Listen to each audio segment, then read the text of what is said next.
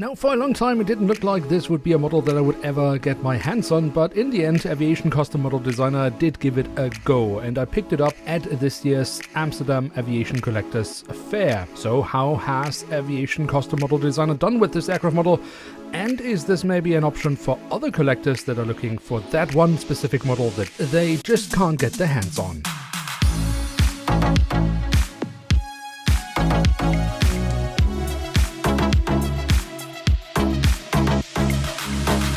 So with that, hello and welcome to a new episode of Review, where we today will take a closer look at an Airbus A320NEO of Aircalin. Of course, the base model is of Herpa Wings, an Airbus A320NEO of Marabou, and that has been, well, turned into what we have here in front of us. The box is just the standard box design from Herpa Wings, so nothing majorly here to report on other than that it is, of course, still a dreadful box design, but, well, that's Herpa's issue and not so much that of the Aviation Custom Model Designer who made this custom model for me.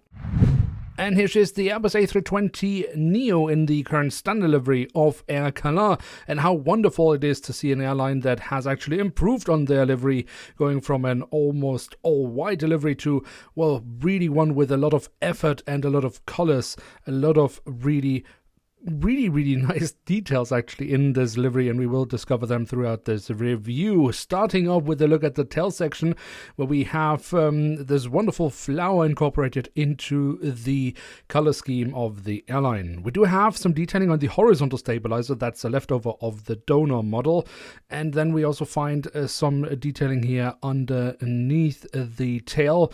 Do also notice here just the really wonderful design of the livery. Really quite lovely indeed. On the fuselage, then, we have the advertising for New Caledonia, or Nouvelle Calédonie. I guess more or less that's how it's pronounced in French. Perhaps, probably not. But anyways, we do also, of course, find the full registration code of the aircraft. And again, just, soak in that lovely color scheme of the airline.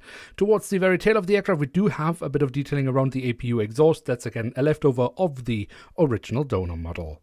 At the front of the aircraft and across the fuselage, we then find the writing of Aircalin, and then once again this red flower that we also already saw at the tail of the aircraft. We have some small markings around some of the cabin windows. That's a feature that we see across the fuselage. And we, of course, also have some static ports underneath the cockpit windows. We find the name of the aircraft, and that leads us to the cockpit section itself, where we have the cockpit windows with the neo-black mask around that. We have some more hatches here, but I'm actually kind of missing, I think, the window wipers. At least I can't really recognize them. I think that would have been a nice feature to add with this decal, but in any case, it does actually look overall quite nice here so far. So how about the engine nacelles? Well, they have been kept in mostly white, but do also feature the lovely color scheme of the airline. We will see more about that in a second. Before that, we of course can notice that we have the silver leading edge and the safety markings printed on, and then just look at the underside here. I mean, that looks fantastic. The physical detailing of the engines from Herpa are quite nice with the A320NEO, especially since Herpa managed to fix the ground clearance issue. But yeah, overall quite lovely work here. On the fuselage, just above the wings, we have the emergency exits printed on, and that leads us straight to the wings, which we should also take a closer look at, starting over the top side, where we have the different flap slats and spoilers carved out quite nicely. We do also have the markings for the emergency exits. I do believe this is also a leftover of the donor model, but on the other side of the wing, we find more nice physical detailing and the full registration code of the aircraft. And then the winglets have been colored in really nicely with the colors of Aircalin, and also here on the underside we again find this lovely flower. Now, the landing gear, that is of course the standard landing gear of Herpa that they use for all the Airbus A320 family aircraft. A good thing for the main landing gear, which looks nice. The front landing gear, hideously oversized, but a positive here is that there has been added a decal, so we have some printed details around the front landing gear. I love that. And on the belly of the aircraft, we do find the Aircalin branding once again.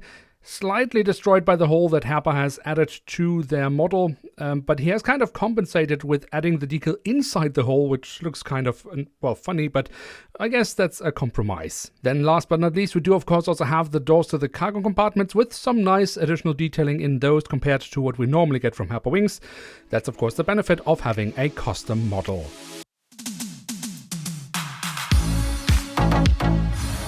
So there we have it, the Airbus A320neo in the current standard livery of Aircalin as a custom model by Aviation Custom Model Designer, the donor model of Herpa Wings, and all of course in scale 1:500. So what can we say about this aircraft model?